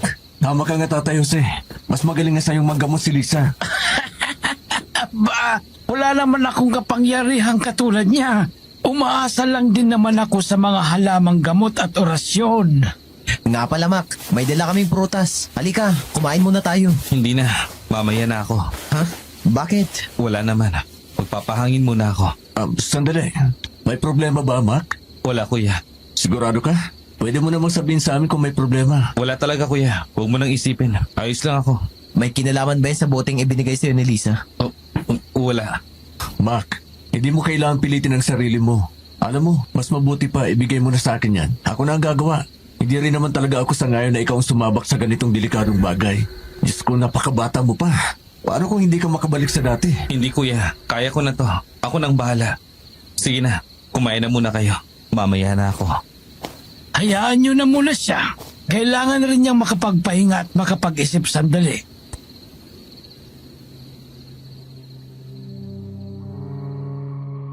Dumiretso ako noon sa bukana ng kagubatan para mapag-isa. Sa puntong yon, akala ko kailangan ko ng hangin. Kailangan ko ng lugar na walang nakatingin sa akin. Yung tahimik at tanging tunog ng mga dahon lang ang maririnig ko sa paligid. Pakiramdam ko kasi saan kailangan ko ng kahit katiting na bagay na magpapaalala sa akin ng buhay. Kaya nang makarating ako sa isang malaking tumbang puno, doon ako naupo. Sumandal ako sa magaspang na katawan nito at tumingala sa maliwanag na kalangitan.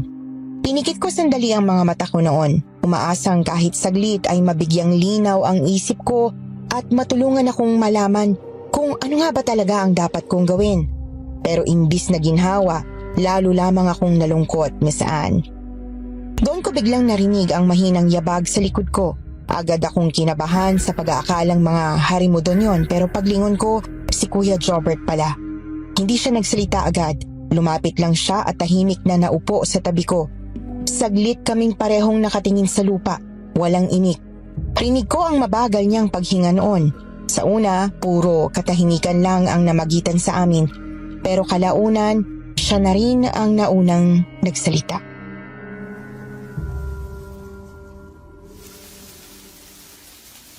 Eto, kumain ka muna kahit isang prutas lang.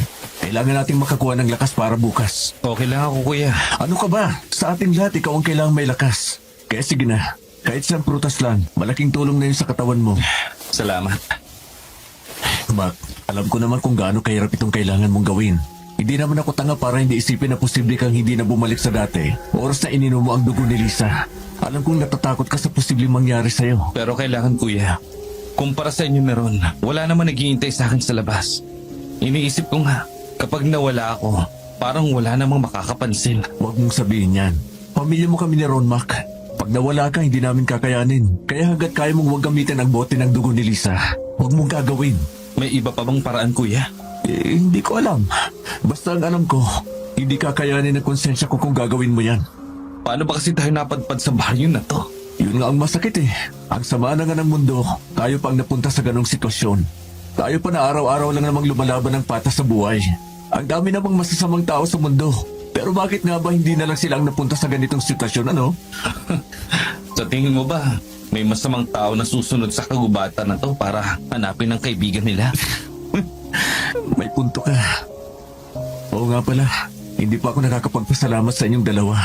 Salamat dahil hinanap niyo ako kahit alam niyong delikado. Wala yun, kuya. Minsan mo na akong iniligtas. Kaya hindi ako magdadalawang isip na suungin ang kagubatan na to para iligtas ka rin. Yun nga lang, pasensya ka na kasi imbis na iligtas ka, pare-pareho pa tayong nakulong sa baryo na to. Ano ka ba? Kahit sino naman siguro hindi makakaligtas sa baryong to. Pero minsan naiisip ko, sana hindi ko na lang kayo tinawagan noon. Sana hindi ko na kayo binigyan ng dahilan para hanapin ako. Napahamak pa kayo dahil sa akin. Ano ka ba, kuya? Hanggat hindi ka nakakabalik, hindi rin naman kami titigil sa paghahanap sa iyo. Oo nga naman, kuya. Oh, anong ginagawa mo rito, Ron? Ano pa? Umabol sa inyo. iniwan niyo ba naman ako kay Tatay Jose? Pero seryoso kuya, kahit hindi ka tumawag noon, hahanapin at hahanapin ka pa rin namin. Lalo na si Mac. Hindi yan makakatulog ng maayos hanggat hindi ka nahanap. At alam mo naman, kapag nagdesisyon yan, wala na akong choice, kasama na ako. Loko ka talaga. Totoo naman kasi. Kung ganon, salamat sa inyo. Siya nga pala, kung halimbawa at hindi ako makakabalik sa dati, sa pagiging tao, oras na inumin ko to. Mac, Kuya, gusto kong maging handa sa kahit ano man ang mangyari. Kaya ngayon, gusto kong sabihin sa inyo na, salamat. Hindi ko akalain na darating kayo sa buhay ko. Lalo na noong mga panahon nawawala na talaga ako ng pag-asa. Alam niyo, kung hindi ko kayo nakilala, baka nga wala na ako. Ikaw lang naman kasi ang ilap-ilap nun eh. Alam mo, naalala ko, tayo lang ang pinakabata noon sa trabaho. Kaya gustong gusto kitang kaibiganin. Pero ikaw naman, para kang dalaga. Ang hirap suyuin. Ay, Diyos ko. Hindi ko naman itatanggi yan. Sino ba naman kasi ang matutuwa sa'yo nun eh? Ang ingay mo. loko talaga kayo. Basta, ano man ang mangyari, walang iwanan. Ililigtas natin ang mga sarili natin at sama-sama tayong lalabas dito. Alalahanin ninyo, magiging ninong pa kayo ng anak ko. Mac! Tatay Jose, bakit po? Kailangan na nating maghanda. Nasa kani-kanilang kubo na ang ibang mga harimo doon. Pagkakataon na natin ito para malagyan ng pulang pulbos para sa gagamiting punyal bukas. Sige ho, susunod na kami. Sige. Paano ba yan? Mukhang kailangan na talaga nating magpaalam sa isa't isa para kung ano man ang mangyari kinabukasan. Walang magpapaalam. Makakalabas tayong tatlo dito, di ba?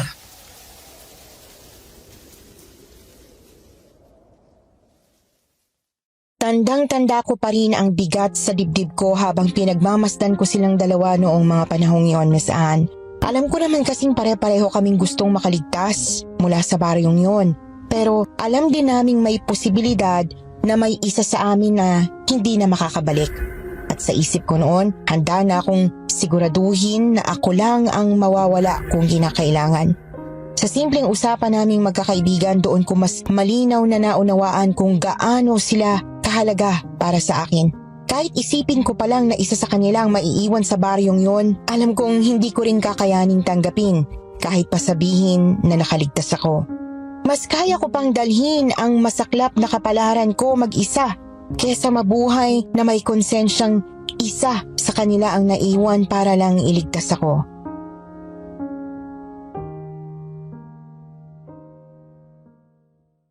Nang gabing yon, matapos kaming bumalik sa kubo, nakahanda na kaming apat. Dahan-dahan kaming dumaan ni Tatay Jose sa likuran ng mga kubo. Tahimik naming ginamit ang ginawa niyang labdik na may balang tinik na halaman na binabad niya sa kamandag ng ahas na matagal niyang inipon habang nakakulong siya sa baryong yon. Habang nakapwesto kami sa dilim, sa kabilang dako naman ay nakaabang sina Kuya Jobert at Ron. Hinihintay lang nilang mawala ang atensyon ng mga harimo doon na nakapalibot sa maliit na entablado, kung saan sa ibabaw noon nakatusok sa maliit na mesa ang punyal na gagamitin sa pag-aalay para sa pagsapit ng pulang buwan. Nang mapansin ko ang dalawang harimo doon na medyo nakahiwalay sa iba, sinenyasan ko si Tatay Jose. Hindi na niya kinailangang magtanong at tumango na lamang siya sa akin. Huminga naman ako ng malalim. Pinikit ang isang mata at sinipat ang pwesto ng isang harimo doon. Nang bumagsak ito, nakalikhayo ng ingay. Napalingon ang iba nilang kasamahan.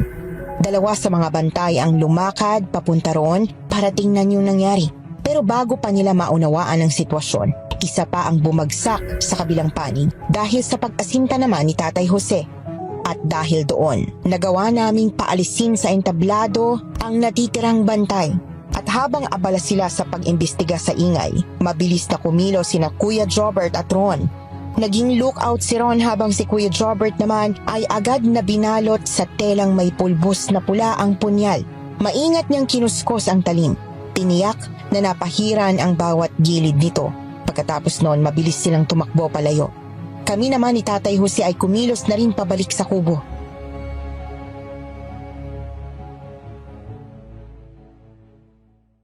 Pagdating doon, agad kaming nagkunwaring natutulog.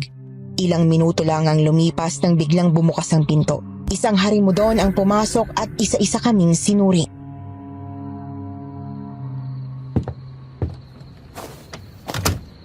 Muntik na tayo ron Ang importante, hindi nila tayo napansin. At nagawa natin ang paglalagay ng pulang pulbos sa punyal.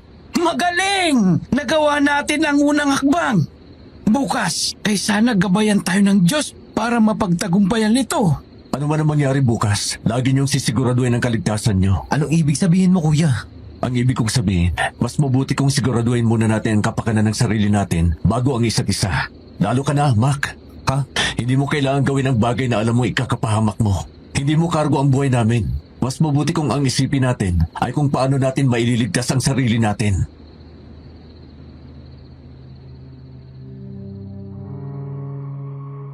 Hindi ko alam kung bakit iba ang kutob ko noon sa mga salita ni Kuya Jobert.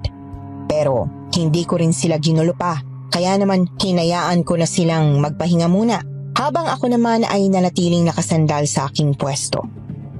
Habang nagpapalipas ako ng oras ng gabing yon, nakarinig ako ng ingay mula sa labas. Nang sumilip ako sa siwang ng bintana, kita ko ang paghila ng mga harimudon kay Lisa. Kumakawala ito. Nagpupumilit na makaalis sa makapal na kadenang nakaikot sa kanyang katawan. Ngunit alam kong wala akong magagawa. Isa pa, malinaw na sinabi na rin sa amin ni Lisa noon na kailangang mangyari yon. Kaya naman bumalik ako sa aking pwesto. Kinapa ang bote sa aking bulsa at sandaling nagdasal na sana magawa kong makabalik sa pagiging tao oras na inumin ko ang laman ng boteng yon. Sa pag-iisip ko, tuluyan na pala akong dinalaw ng antok. Kinabukasan nagising kami sa malakas na kalabog ng pintuan. Pumasok doon ang 4 na harimudon at walang sabi-sabing hinila kami palabas ng kubo. Huminto lamang sila nang madala na nila kami sa itaas ng maliit na entablado kung saan may 4 na kahoy na nakatayo sa bawat sulok at doon kami iginapos. Hindi nagtagal ay umakyat doon si Draco.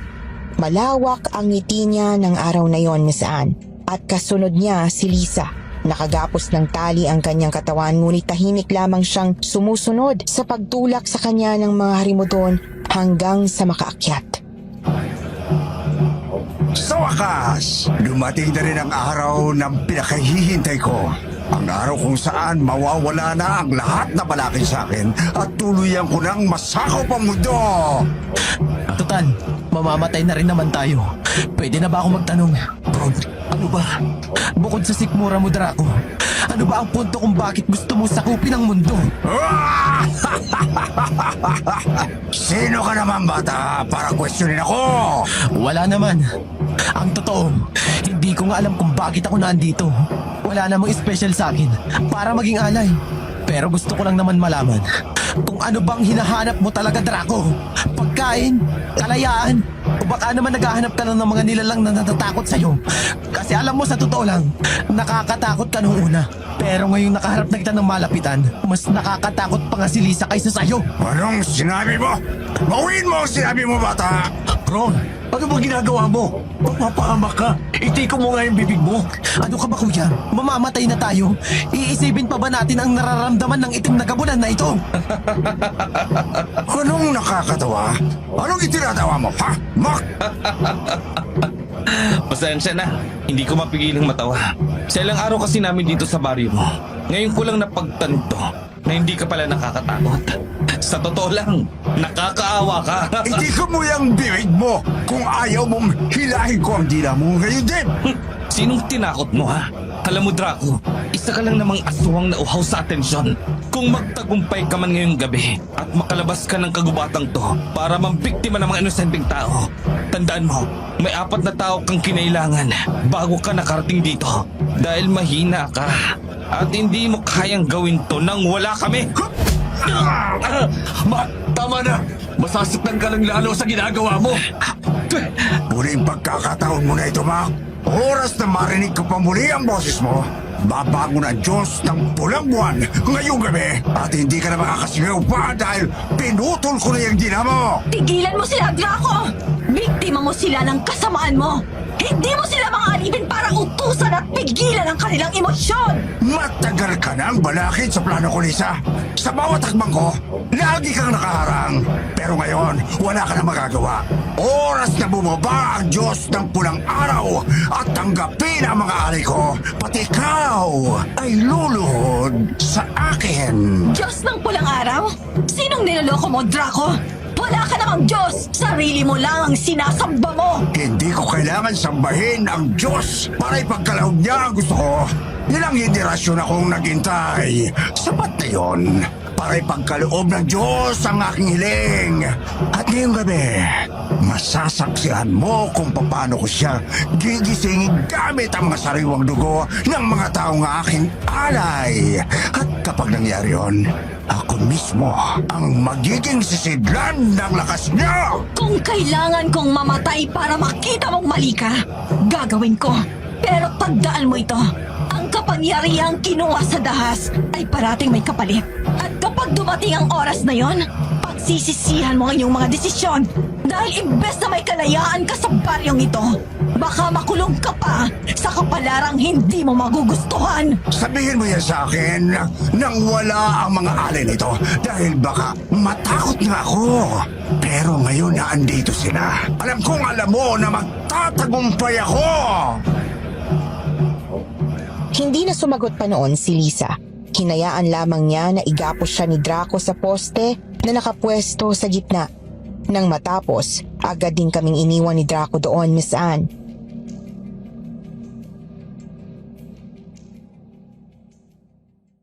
Tahimik lamang kaming 5. Bawat isa sa amin ay parabang hinihintay na lamang ang susunod na mangyayari. Lumipas ang oras. Si Tatay Jose ay pikit at tahimik na bumibigkas ng mga dasal. Si Kuya Jobert at Ron ay parehong nakasandalang ulo sa poste. Halata ang pagkainip at nakumpirma ko yon sa malalalim nilang pagbunot ng hininga. Hanggang sa biglang bumuhos ang ulan. Sa tansya ko, mga 4:00 ng hapon noon, Miss Anne. Medyo madilim na ang paligid, lalo na't makapala ang ulap sa itaas. Ngunit sa pagpatak ng ulan, lumapit si Lisa sa gitna.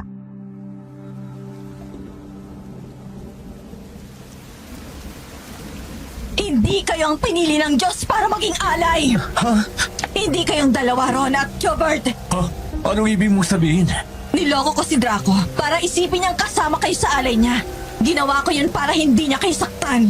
Lisa, anong sinasabi mo? Alam kong hindi ito ang tamang oras para dito. Pero gusto kong humingi ng tawad sa inyong lahat. Patawad dahil napunta kayo sa ganitong sitwasyon. Tama ka, Mac. Pwede namang hindi ko na kayo pinapasok dito. Pero dahil sa kagustuhan kong kalabanin si Draco, ipinahama ko mga buhay niyo. Sandali. Sinasabi mo bang hindi kami dapat maging alay? Oo, hindi kayo alay ni Ron. Kung hindi kami alay, bakit mo hinayaan kaming mapadpad dito? Dahil Dahil si Mac ang susunod na alay. At para madala ko siya dito, kakailanganin ko kayo mga kaibigan niya. Ano? Ibig sabihin mo ba, dalawa lang dapat ang alay? Isa lang ang alay para sa hiling ni Draco. Si Tatay Jose yun. Dahil ang tunay na alay na kailangan ng Diyos ng pulang araw ay isang taong may dala ng maraming karunungan. Kumbaga hindi lamang simpleng tao. Eh si Mac, para saan naman siya? Bakit kailangan mo siya? Para kapag naganap ang pag-aalay at tuluyan akong mapatay ni Draco, siyang makakatawag sa akin pabalik. Bakit naman? Paano naman niya magagawa yun? Dahil matagal ko na siyang sinusubaybayan at nakatakda siyang samahan ako sa mundo ko. Nababaliw ka na. Ibig mong sabihin, ang gusto mong mangyari una pa lang ay kunin ng kaibigan namin. Siraulo ka pala eh. Alam kong maling ginawa ko. Hindi ko na dapat kayo dinamay. Pero wag kayong mag-alala. Hindi na importante ang buhay ko ngayon. Ang gusto ko na lang ay matapos ito. Ang gusto ko na lang ay masiguro na wala ng inosenteng dugo ang mabibiktima ng kapatid ko. Maniwala kayo sa akin. Sinong maniniwala sa'yo ngayon? Niloko mo kami. Dahil sa'yo, nasa peligro ang mga buhay namin. Napakamakasarili mo. Hindi niya kontrolado ang lahat ng bagay. Isa lang naman siyang puting gabunan. Hindi niya kayang harapin ang lahat ng kasamaan sa mundo ng mag-isa. Kahit ang mga katulad niya ay kailangan din ng tulong. Tatay Jose, naririnig mo bang sarili mo? Kinakampihan mo pang gabunan na yan? tama na. Tama na! Andito na tayo, Mac. Baliktarin man ang mundo. Wala tayong ibang pagpipilian kundi ang magtiwala sa kanya. Paano kung niloko lang pala tayo ng aswang na yan? Ang mahalaga, ay hindi natin hinayaang mamatay tayo nang walang ginagawa.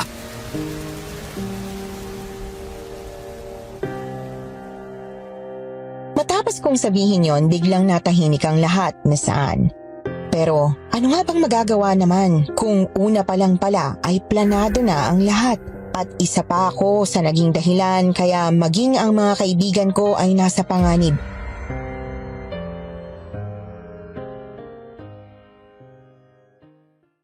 Tumakbo ang oras hanggang sa dumilim na ang kalangitan. Humanay ang lahat ng mga harimudon sa paligid namin. Maya-maya ay umakyat na si Draco. Sumigaw siya at malakas na sinabi sa lahat ang kanilang plano. Habang nakikinig ako noon ay hindi ko mapigilang mangilabot, Miss Anne. Hindi ko akalaing magagawa akong masaksihan ang ganoong klaseng seremonya ng mga aswang. Hindi nagtagal. Nagsimula silang bumigkas ng mga salitang hindi ko maintindihan. Kasabay noon ang paglapit niya sa amin. Hawak ang punyal na hinugot mula sa lamesa. Doon ay isa-isa kaming nilapitan. Pilit na ibinuka ang aming mga palad at hiniwa yon ng malalim. Pigil ang pagsigaw ko noon, Miss Anne, at halos mangilid ang luha ko sa sobrang sakit. Nang pumatak ang dugo, isinahod ni Draco ang isang basong gawa sa tanso. Pinaghalo-halo ang mga dugo namin sa lalagyang yon at pagkatapos ay kanyang ininom. Muling lumakas ang mga salitang kanilang binibigkas hanggang sa lalo pang dumilim ang kalangitan at ang bilog na buwan ay unti-unti nang naharangan ng pula. Hindi ko maipaliwanag ang nakita ko noon, Miss Anne.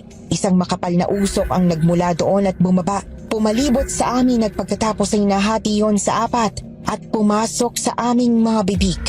Tirik ang mata at hindi makahinga na para bang sinasakal ako noon. Pero hindi yon nagtagal. Matapos na parang umikot ang usok na yon sa katawan ko ay bigla rin itong lumabas. Bumalik pa itaas kasama ng mga sigaw na hindi ko alam kung saan nagmumula. Anong nangyayari? Bakit? Ano to, Lisa? Anong ginagawa mo? Gaya ng sabi ko, hindi ka magtatagumpay, Draco! Hindi! Hindi pwede! Ilang taon ako naghintay para dito! Hindi! Wala ka nang magagawa pa, Draco! Ito na ang huling araw mo! Sandali. Anong nangyayari sa akin? Anong ginawa mo sa akin? Bakit wala akong lakas? Yun ay dahil tumatalab ng pulang pulbos sa katawan mo! Ano? Ngayon na! Pagkatapos niyang isigaw yon, ginamit ni Lisa ang natitira niyang lakas at isang malakas na puwersa ang lumabas sa katawan niya at nakalas ang aming mga gapos. Nang tingnan ko ang mga harimudon sa paligid, handa na silang lumaban. Humanda na rin naman sina Kuya Jobert at Ron, hawak ang latigo na may balang tinik. Si Lisa naman ay agad na nahila ni Draco palayo. Gamit ang huling lakas, sinakal siya nito ng mahigpit. Ako naman ay nanatili sa maliit na tabla at humarap kay Tatay Jose na nagsimula ng bumulong ng mga ritual. Nang nasa tamang tiyempo na, tsaka ako inilabas ang pote. Ngunit iinumin ko na sana yon nang biglang tabigin ni Kuya Jobert ang kamay ko. Hindi ako makapapayag na isa sa mga gabunan na yan ang magtagumpay. Kung hindi tayo makakaligtas dito ng sama-sama, mamamatay tayo ng sama-sama. Pero mahina ngayon si Lisa. Ibig sabihin, bukas na ang daan palabas ng gubat na ito. Tumakbo na tayo tumakas habang mahina pa ang mga harimudon. Pero Kuya Jobert, kapag hindi natin tinapos ito ngayon, posibleng ibang tao na naman ang hanapin nila at ialay. Kapag nangyari yun, mapapahamak din pati ang mga mahal natin sa buhay. Bahala na. Pero hindi ako makakapayag na gawin mo ang gusto ni Lisa. Walang sino man sa atin ang dapat maging alay. Kung lalabas tayo ngayon, walang maiiwan at lalo walang magbubuwis ng buhay para sa iba. Naiintindihan mo?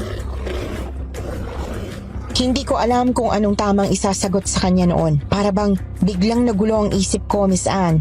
Ang lahat ng inipon kong lakas ng loob para magsakripisyo ay nawala sa isang iglap.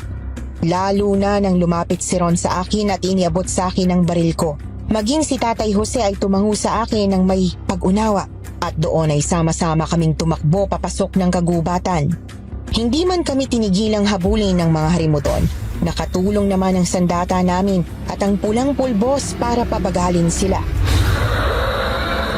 Pero kung nagawa man namin silang unahan, hindi ganoon ang epekto sa mga gabunan dahil nagawa pa rin akong mahila ni Draco. Naabot niya ang aking balikat at at mabilis na ngumanga para kagatin sana ako nang biglang malakas na hampas ang nagpatilapon sa kanya. Si Lisa yon, Miss Anne. Hingal at pawisan, ngunit hindi nagdalawang isip at agad na pinigilan si Draco. Nagulat na lamang kami nang biglang humaba ang buhok nito at dumikit sa mga ugat ni Draco. Doon, bigla silang nangisay pareho. Kinukuha niya ang natitirang enerhiya ni Draco. Umalis na kayo. Lisa, Alis na. Mark, tara na, halika na. Bumalik kami sa pagtakbo. Nang makalampas kami sa daan, agad akong lumingon kay Lisa. Nangingitim na ang mga labi niya. Si Draco naman ay natutuyo ang balat. Para bang nakukuha na ang lahat ng natitira pa niyang buhay. At nang maubos yon, bumagsak siyang butot balat na lamang at hindi na makilala pa.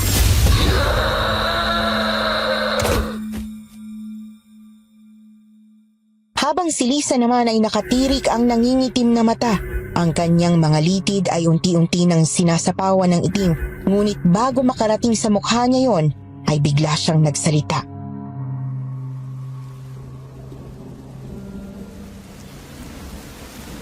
Kapalit ng buhay ng isang puting gabunan at itim na gabunan, inuutusan ko ang kagubatang ito na magsara na magpakailanman. Lisa, Isinakripisyo niya ang buhay niya. Ay, Diyos ko. Sa huli, ang nilalang na siyang nagsimula ng lahat. Ang siya ring tatapos nito. at tinapos rin niya ng mag-isa nang walang tulong natin.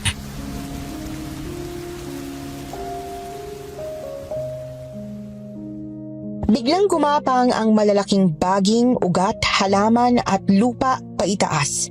Wala kang masisilip sa loob nun, Miss Anne, dahil para bang biglang nagkaroon ng pader doon. Nang subukan pang lapitan ni Kuya Jose at hinawakan ito, lalo lamang naming napatunayan na tuluyan na ngang nagsarado ang baryo at kapalit nito ay buhay ni Draco at maging ni Lisa.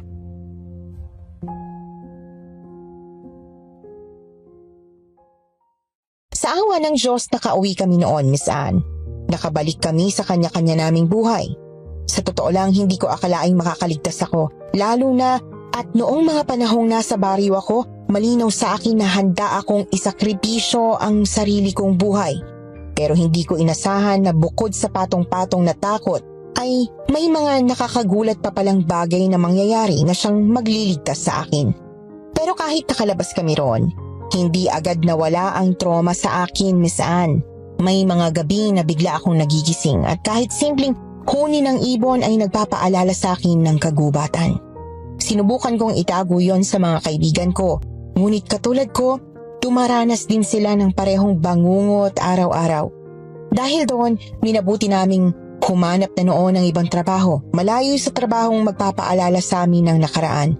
Dahil kahit na para bang naiwan ang sarili namin sa baryong yon, kailangan pa rin ipagpatuloy ang buhay, lalo na at hindi naman tumigil ang mundo para sa amin. Pero mabuti ang Diyos dahil nakilala ko si Mary, isa po siyang psychiatrist, ang babaeng tumulong sa akin at sa aming magkakaibigan para kahit papaano ay makalimot kami at unti-unting natutunan muling ngumiti ng hindi pilit. Ngayon, ilang taon na ang lumipas. Kasal na kami ni Mary at nagsisimula na ng pamilya. Umaasa akong sa pagdaan ng panahon mababawasan kahit papaano ang ilang detalye sa isip ko. Kahit na hindi lahat. Sa totoo lang, Miss Anne, hindi ko rin alam kung bakit naisipan ko pa itong ibahagi sa inyo. Siguro dahil may bahagi sa akin na gusto nang ilabas ang lahat para kung maikukwento ko ito ng buo, baka sakaling mabawasan yung bigat. Baka sakaling tuluyan ko na itong maipahinga sa isip ko. Alam kong hindi madali, pero sa ngayon pipiliin ko munang mabuhay. Kasama ang asawa ko, kasama ang mga taong mahalaga sa akin. Hanggang dito na lamang po, Miss Anne. Maraming salamat sa pakikinig sa aming kwento.